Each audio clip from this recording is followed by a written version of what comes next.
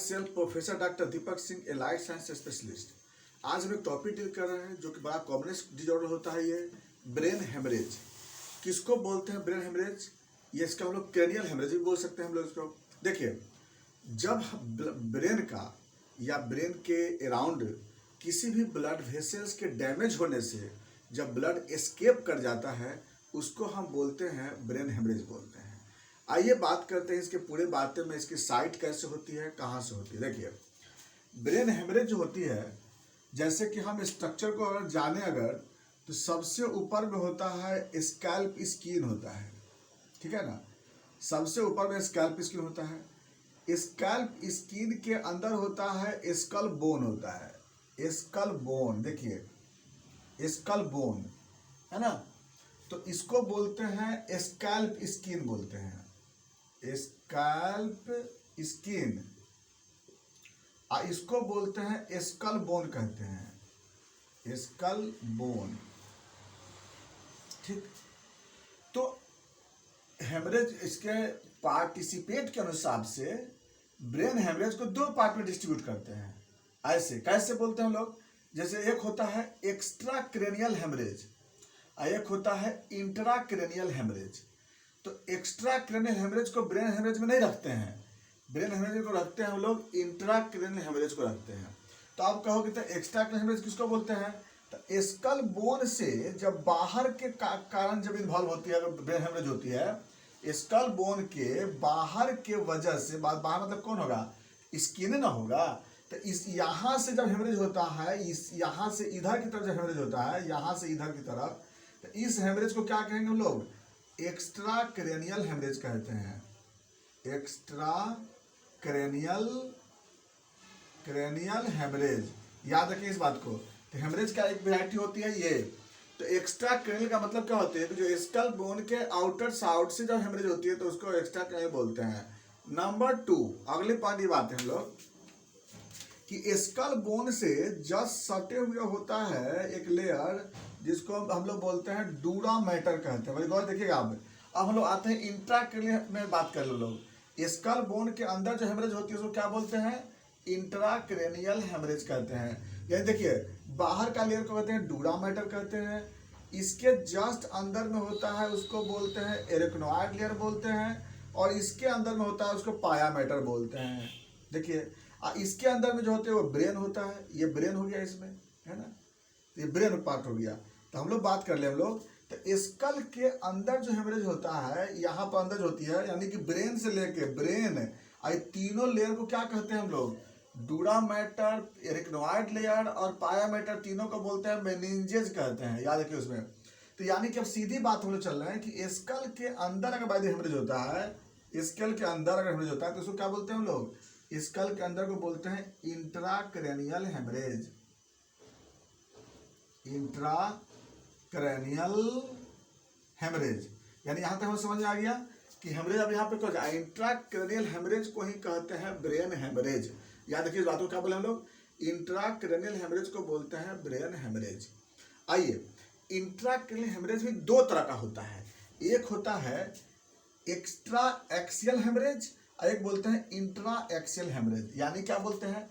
Intra cranial haemorrhage होती है, जो ब्रेन हेमरेज बोलते हैं जिसको हम, ये भी दो तरह का होता है। एक होता है extra axial haemorrhage, extra axial, और एक होता है intra axial, intra axial haemorrhage. देखिए, एक्स्ट्रा एक्सियल किसको बोलते हैं?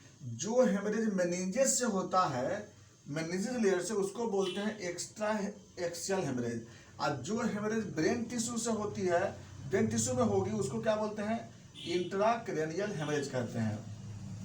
तो चलिए, अब इंट्रा क्रेनियल हेमरेज में जो एक्स्ट्रा एक्सियल हेमरेज होती है, एक्स्ट्रा एक्सियल हेमरेज किसको बोले हैं?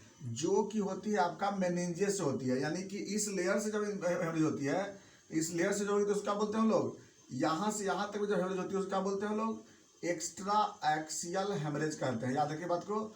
तो इसमें भी देखिए, अब एक्स्ट्रा एक्सियल हेमरेज में तीन तरह का होता है haemorrhage. Extra axial haemorrhage 3 types का होता है। पहला, अगर वो ड्यूरा मैटर में जब हेमरेज होती है, तो ड्यूरा मैटर और स्कल के बीच में जब हेमरेज होता है तो इसको बोलते हैं हम लोग ईपीड्यूरल हेमरेज। EDH क्या बोलते हैं इसको हम लोग? एक्स्ट्रा ड्यूरल हेमरेज में पहला वैरायटी क्या होती है? First variety. हम लोग इसको थोड़ा ऊपर कर देते हैं हम लोग, या इधर लिख देते हैं कि एक्स्ट्रा एक्सियल हेमरेज होती है, एक्स्ट्रा एक्सियल हेमरेज जो होती है ये 3 तरह का होता है। पहला होता है EDH, दूसरा होता है SDH और तीसरा होता है SAH। SDH, EDH, SDH, SAH, अभी 3 तरह का हेमरेज को बोलते हैं एक्स्ट्रा एक्सियल हेमरेज। यानी देखिए ये हेमरेज कहाँ पे होती है? मेनिंजेस लेयर में होती है। EDH का मतलब होता है इपिड्यूरल हेमरेज। इपिड्यूरल हेमरेज किसको बोलते हैं? यानी कि स्कल बोन और प्लस डूरा मैटर, स्कल बोन और डूरा मैटर के बीच में जो हीमेटोमा होता है या हेमरेज होता है तो इसको बोलते हैं हम लोग इपिड्यूरल हेमरेज कहते हैं। अगर बाय द वे डूरा मैटर और एरेक्नोइड लेयर के बीच में अगर हेमरेज होता है तो इसको बोलते हैं हम लोग सब ड्यूरल हेमरेज। इसलिए बोलते हैं सब ड्यूरल क्योंकि यहाँ जो ब्लीडिंग जो होती है ना, डूरा मैटर और एरेक्नोइड लेयर के बीच में जो हेमरेज होती है, इसमें जो हेमरेज होती है वह भी ड्यूरल लेयर का ही ब्लड होती है। तो ड्यूरल लेयर का ही जो ब्लड होता है जिसको बोलते हैं मिड मेनिंजेस आर्टरी, या फिर उसको बोलते हैं ब्रांचेज ऑफ मैक्सिलरी आर्टरी। तो डूरा मैटर के अगर बाहर में हेमरेज हुआ तो इपिड्यूरल हेमरेज, डूरा मैटर के अंदर हेमरेज हुआ तो सब ड्यूरल हेमरेज। ये जो इपिड्यूरल कहाँ कहाँ के बीच होती है? इपिड्यूरल होती है स्कल बोन और डूरा मैटर के बीच हेमरेज होती है, उसको इपिड्यूरल बोलते हैं। और ड्यूरा मैटर और एरेक्नोइड लेयर के बीच हेमरेज होती है उसको हम लोग सब ड्यूरल हेमरेज कहते हैं हम लोग। अब तीसरा जो हेमरेज होती है वह होता है एरेक्नोइड लेयर और पाया मैटर के बीच में। देखिए ये जो हेमरेज होती है वह एरेक्नोइड लेयर और पाया मैटर के बीच में हेमरेज होती है, इसको क्या बोलते हैं हम लोग? सब एरेक्नोइड हेमरेज कहते हैं। तो तीनों हेमरेज को क्या कहते हैं हम लोग? एक्स्ट्रा एक्सियल हेमरेज कहते हैं। अब इसमें देखिए पहले कॉज के बारे में आगे बात करें हम लोग। तो कॉज तो हम लोग देखते हैं, पहले हम लोग हेमरेज का पूरा टाइप देख लेते हैं पहले। अब देखिए अब हम लोग आते हैं इंट्रा एक्सियल हेमरेज। तो हम लोग देख लिए एक्स्ट्रा एक्सियल देख लिए, अब देखते हैं इंट्रा एक्सियल। तो इंट्रा एक्सियल हेमरेज होती है, इंट्रा एक्सियल का मतलब क्या होता है कि जो हेमरेज ब्रेन से होती है, ब्रेन का जो मेन टिश्यू होती है वहां से हेमरेज होती है। तो इंट्रा एक्सियल हेमरेज होती है, इंट्रा एक्सियल हेमरेज ये जो होती है 2 तरह का होता है। एक होता है क्या? इंट्रा सेरेब्रल हेमरेज और दूसरा होता है इंट्रा वेंट्रिकल हेमरेज। ये 2 तरह का होता है। एक होता है इंट्रा सेरेब्रल हेमरेज और एक होता है क्या? Intra ventricle haemorrhage, intra ventricle haemorrhage. देखिए 2 तरह का होता है। कौन सा? इंट्रा एक्सियल हेमरेज, यानी जो ब्रेन टिश्यू जो होती है यहाँ पर जो हेमरेज होती है वो एक होता है कौन सा? इंट्रा सेरेब्रल हेमरेज, यानी जो सेरेब्रल जो होती है ना, जो मेन जो सेरेब्रल जो पार्ट होता है ब्रेन का, इसमें जो हेमरेज होता है तो इसको बोलते हैं इंट्रा सेरेब्रल हेमरेज। और अगर बाय द वे वेंट्रिकल, आप जानते होंगे ना कि लेटरल वेंट्रिकल, थर्ड वेंट्रिकल और फोर्थ वेंट्रिकल, इस वेंट्रिकल में जब हेमरेज होता है तो उसको क्या बोलते हैं हम लोग? इंट्रा वेंट्रिकुलर हेमरेज कहते हैं। तो इस तरह से टोटल हेमरेज का टाइप देख लिया आप। क्या क्या देखें? पहला देखें extra cranial haemorrhage. Extra cranial haemorrhage कहाँ से होती है? स्कैल्प स्किन से होती है। दूसरा intra cranial haemorrhage. Intra cranial haemorrhage किस में होती है? मेनिंजेस में होती है या फिर ब्रेन टिश्यू में होती है। एक तो एक्स्ट्रा एक्सियल बोलते हैं, इंट्रा एक्सियल बोलते हैं। अब इसके बारे में बात करते हैं इटियोलॉजी के बारे में। आखिर इसका कारण क्या होता है हेमरेज होने का? देखिए एक्स्ट्रा कैरनियल हेमरेज जो होती है उसका मेन कारण क्या होता है? कोई शार्प इंस्ट्रूमेंट से या ब्लंट इंस्ट्रूमेंट से जब सिर्फ स्कैल्प स्किन जब डैमेज होती है तो उसको बोलते हैं एक्स्ट्रा कैरनियल हेमरेज। यानी इसमें सिर्फ क्या होती है? यह स्कल बोन से ही ऊपर में ब्लीडिंग होती है तो उसको बोलते हैं लोग एक्स्ट्रा कैरनियल। इसमें क्या कारण होती है? फिर सिर्फ क्या होती है? शार्प इंस्ट्रूमेंट या ब्लंट इंस्ट्रूमेंट से क्या होती है? चोट लग जाती है, तो उसके कारण क्या होती है? Extra cranial haemorrhage. अब नंबर 2 आते हैं हम लोग इंट्रा कैरनियल हेमरेज के टाइप पे। इंट्रा कैरनियल हेमरेज टाइप जो होती है इसमें भी 2 तरह का होता है। एक होता है एक्सटर्नल और एक होता है इंटरनल। एक्सटर्नल हेमरेज किसको बोलते हैं? एक्सटर्नल हेमरेज किसको बोलते हैं? जिसमें कि क्या होता है कि स्कल बोन और स्कैल्प स्किन दोनों रप्चर कर जाता है अगर बाय द वे, तो उसको बोलते हैं एक्सटर्नल हेमरेज। और बाय द वे अगर दोनों रप्चर नहीं किया अगर बाय द वे अंदर ही अंदर ब्लड क्लॉट होता है तो उसको क्या बोलते हैं हम लोग? इंटरनल हेमरेज बोलते हैं हम लोग। इंटरनल कैरनियल हेमरेज बोल सकते हैं इसको, या इंटरनल ब्रेन हेमरेज कह सकते हैं। तो अब जो बात आता है एक्सटर्नल ब्रेन हेमरेज और इंटरनल ब्रेन हेमरेज। एक्सटर्नल किसको बोलते हैं? जिसमें कि स्कल बोन और स्कैल्प दोनों रप्चर कर जाता है। इंटरनल किसको बोलते हैं? कि दोनों में से कोई रप्चर नहीं करता है। अब जो बात करते हैं हम लोग कि इसमें चलते हैं हम लोग, तो पहला है क्या, इसमें भी आगे चलते हैं, तो एक्स्ट्रा एक्सियल एक्सटर्नल हेमरेज। यानी देखिए एक्स्ट्रा एक्सियल एक्सटर्नल हेमरेज किसको बोलते हैं? एक्स्ट्रा एक्सियल एक्सटर्नल हेमरेज मतलब क्या होता है कि ब्लीडिंग कहाँ से होगी? मेनिंजेस से। अब इसमें क्या होगी? दोनों पार्ट क्या होता है इसमें? ओपन होता है। ऐसा हेमरेज जो होता है इसमें कब होती है? ट्रॉमा से होती है। एक से जो ट्रॉमा हो जाती है किसी ब्लंट इंस्ट्रूमेंट से जब क्या होती है ना, या फिर शार्प इंस्ट्रूमेंट से होता है, वो अब ज़्यादा एक्सपोज करता है, रोड एक्सीडेंट होगा, ऐसे सबसे कंडीशन में क्या होती है? एक्स्ट्रा एक्सियल एक्सटर्नल हेमरेज होती है। ये कंडीशन होती है। इसमें क्या होती है कि इसमें ज़्यादा कोई कंडीशन डेवलप नहीं होती है, ब्लड जो होता है आराम से जो होता है बाहर निकल जाता है।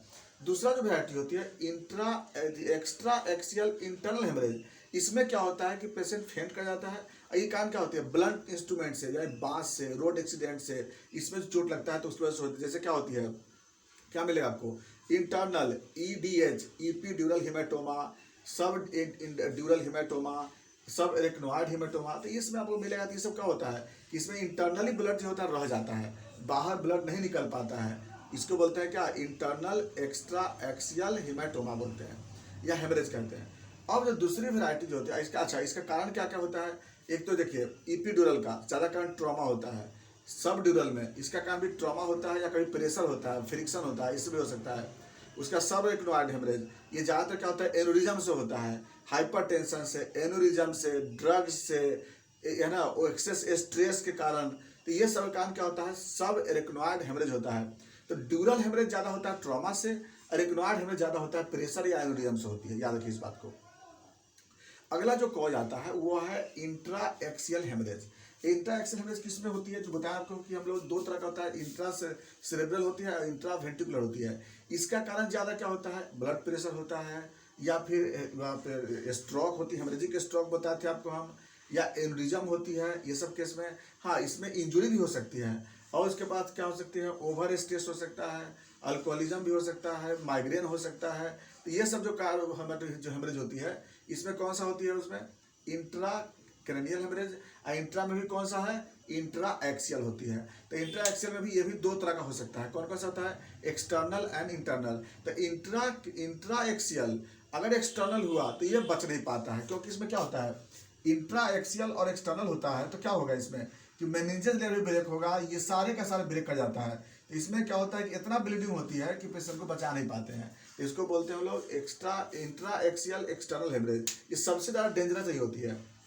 दूसरा होता है इंट्रा एक्सियल इंटरनल हेमरेज। इसमें क्या होता है? इसको क्या कहते हैं हम लोग? स्ट्रोक बोलते हैं, हेमरेजिक स्ट्रोक। किसको बोलते हैं?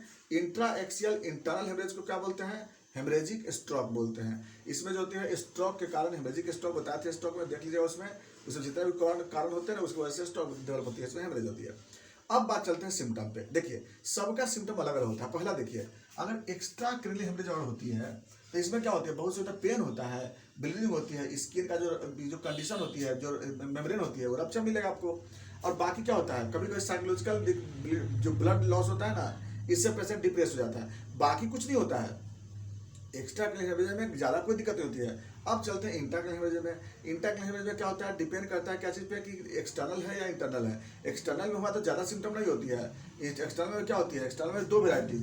एक्सटर्नल में अगर एक्स्ट्रा एक्सियल एक्सटर्नल है तो कोई सिम्टम नहीं होती है, ज़्यादा सिम्टम मिलेगा नहीं आपको, फेंट हो जाता है मरीज। अब अगर इंट्रा एक्सियल एक्सटर्नल हो गया तब पेशेंट क्या होता है? हाइपोवोमिक शॉक में चला जाता है। याद रखिए उस चीज़ को। तो इसमें सिम्टम जो मिलेगा अब इंटरनल जो हेमरेज हो रही है इंट्रा क्लिनिकल में क्या क्या मिल सकता है? देखिए पहला वर्टिगो मिलेगा, ब्लड विजन मिलेंगे, या तो यूनिलेटरल मिल सकते हैं, बायलेटरल मिल सकते हैं। और उसमें क्या होती है? डिपेंड करता है कहाँ पे। जैसे देखिए अगर स्ट्रोक हुआ है तो उसमें ब्लड एक साइड ब्लड विजन मिलेंगे, वन साइड वीकनेस मिलते हैं। तो इसको बता रहे थे आपको। तो इसमें हम अलग लेके चलते हैं। एक्स्ट्रा एक्सियल में बता रहे हैं पहले हम लोग। एक्स्ट्रा एक्सियल में क्या होता है कि हेडेक होता है, वर्टिगो होता है, बॉडी का वन पार्ट वीकनेस हो जाएगी, जो स्पीच होती है वह अल्टर हो जाती है, और पेशेंट जो होता है वो क्या होता है? वो कोमा में जा सकता है पेशेंट। और अगर by the way intra axial हुआ तो इंट्रा एक्सेल में क्या क्या सिम्टम आता है? वर्टिगो है, ब्लड विजन है, सीवियर हेडेक है, उसका नेक स्टिफनेस है, स्टिफनेस ऑफ नेक, मसल में स्टिफनेस हो सकती है, बॉडी जो होता है वन साइड पैरालिसिस हो सकती है, फ्लैसिड हो सकती है या नॉन फ्लैसिड भी हो सकती है। इसके बाद क्या होता है? अबनॉर्मल स्पीच, विजुअल डिस्टर्बेंस, है ना, इसका जो फेशियल मसल्स है वो टर्न कर सकती है, उसका रेस्टलेसनेस, रेस्पिरेटरी डिस्टर्बेंस, है ना, ये सब जो होता है हेमरेज में आपको मिलेगा। नोजिया वोमिटिंग तो बहुत कॉमनेस्ट होती है, किसी भी हेमरेज का ये बहुत पिकुलियर सिम्टम होता है, ब्रेन हेमरेज में नोजिया वोमिटिंग होता है इसमें। तो जनरली जो होती है ये ब्रेन हेमरेज के ये सब सिम्टम ज़्यादा मिलेंगे आपको। अगर हम देखेंगे साइन में देखेंगे कि क्या हम लोग देख सकते हैं, तो देखिए ब्रेन में ऐसे तो देखेंगे मतलब क्या मिलेगी, कंट्यूजन मिलेंगे, अगर एक्स्ट्रा अगर स्किन रप्चर किया तो ब्लड निकलते हुए मिलेंगे, और नहीं तो अगर इंटरनल हेमरेज हुआ तो क्या मिलेगा, जो रेस्पिरेटरी डिस्टर्बेंस होगी, नॉइजी रेस्पिरेशन हो जाएगा उसका, हार्ट बीट उसका इरेगुलर हो जाएगा, उसमें पेशेंट रेस्टलेसनेस मिलेगा, आपको दिखाई देगा इस रेस्टलेसनेस, ब्लड प्रेशर अल्टर मिलेंगे इस कंडीशन में। तो देखिए इंटरनल हेमरेज में जनरली यही सब सिम्टम अपियर मिलती है पेशेंट के साथ। कॉम्प्लिकेशन, अगर बाय द हेमरेज हुआ है तो क्या कॉम्प्लिकेशन हो सकता है, देखिए पैरालिसिस हो सकता है, ब्रेन का टिश्यू डैमेज ज़्यादा कर सकता है, उसमें कोमा में जा सकता है पेशेंट, या शॉक में जा सकता है पेशेंट। डिपेंड करता है कि किस तरह का वहाँ पर एजेंट एक्सपोज हुआ है, कितना ब्लड लॉस हुआ है, इस पर डिपेंड करता है, कॉम्प्लिकेशन डिपेंड करता है। अगर हमको बात करते हैं पता लगाने का, कैसे पता लगाएंगे ब्रेन में हुआ है, देखिए इसके लिए सबसे नंबर 1 का पहला इन्वेस्टिगेशन है सीटी स्कैन ऑफ ब्रेन। हर स्थिति में सीटी स्कैन करा सकते हैं। इसमें क्या होता है, एकदम क्लियर पता चल जाएगा कि हेमरेज कहाँ से हुई है, ब्लीडिंग कहाँ पे है, ब्रेन के किस पार्ट में है, फ्रंटल में है, टेम्पोरल, पेराइटल, थैलमस, इपीथैलमस, सब थैलमस, पोर्टाइन एरिया है, या फिर सेरिबेलम में है, पॉन्स में है, किस एरिया में है, बेसल गैंग्लिया में है, मेडुला ऑब्लोंगाटा में है, ये जितने भी एरिया होती है ना सब जगह पता लग जाता है क्या चीज़ है, सीटी स्कैन से। दूसरे नंबर पे अगर पेशेंट स्टेबल हो जाता है तब क्या कराते हैं, एंजियो एमआरआई ऑफ ब्रेन कराते हैं। उसके बाद इसके बाद हम लोग क्या कर सकते हैं, ब्रेन को अगर हेमरेजिक स्ट्रोक हुआ है उस कंडीशन में तो कैरोटिड आर्टरी करा के देख सकते हैं उसमें। ये जनरली क्या होता है कि ब्रेन हेमरेज में इतना हम लोग जांच कराते हैं, सीटी स्कैन सबसे मेन होता है इसमें। अब बात चलते हैं मैनेजमेंट पे, क्या कर सकते हैं मैनेजमेंट। देखिए सबसे पहला तो देखें कि ब्लड कितना निकला है, अगर ब्लड ज़्यादा लॉस किया है तो पहले तो ब्लड ट्रांसफ्यूज करेंगे, अगर जरूरत पड़ता है तो आईवी इन्फ्यूज करते हैं, जरूरत पड़ता है तो ऑक्सीजन इनहेलेशन कराते हैं मरीज को, बेड रेस्ट करेंगे, जितना हो सके जल्दी हो सके। अगर बाय द एक्सटर्नल हेमरेज अगर हो रहा है तो जो हम लोग स्यूचरिंग करेंगे, स्टिच कर देंगे। इंटरनल हेमरेज है अगर बाय द वे तो ब्लड जो क्लॉटेड ब्लड है उसको निकालने की कोशिश करेंगे, क्योंकि इसी तब जब तक हम नहीं निकालेंगे इसको तब पेशेंट तो और चला जाएगा, वर्स कंडीशन में जा सकता है ना। इसलिए क्या होता है कि जैसा सिचुएशन होता है उसके अनुसार उसमें एडवाइस की जाती है। अगर बाय द ब्लड अंदर क्लॉट कर गया है तो डिजॉल्व करने का मेडिसिन देते हैं, सोडियम ग्लिसरेट है वह मेडिसिन चलाते हैं उसमें, या ऐसा कोई दवा देंगे जिसमें कि जो ब्लड को क्लॉटिंग से रोक सके, वहाँ पे इस तरह से मेडिसिन दे सकते हैं। तो जनरली क्या है कि मैनेजमेंट जो होता है according to situation, according to CT scan, जैसा कंडीशन होता है उसके अनुसार जो होता है पेशेंट को हम लोग मेडिसिन करते हैं या मैनेजमेंट करते हैं। बाकी हम लोग जो होम्योपैथिक ड्रग्स जो देते हैं इसमें अर्निका सबसे नंबर 1 की दवा होता है, जो कि अगर इंटरनल ब्लीडिंग होती है तो उसको क्या करता है ना कि क्लॉट को बाहर निकालता है, सबसे अच्छी दवा होता है। दूसरे नंबर पर हम लोग इसमें नेटम सल्फ देते हैं, इसमें बेलाडोना चलाते हैं, कॉस्टकम चलाते हैं, प्लम्बम मेड चलाते हैं। अकॉर्डिंग टू सिचुएशन के अनुसार से जैसा कंडीशन होती है उसके अनुसार से यहाँ पर हम लोग मेडिसिन को देते हैं।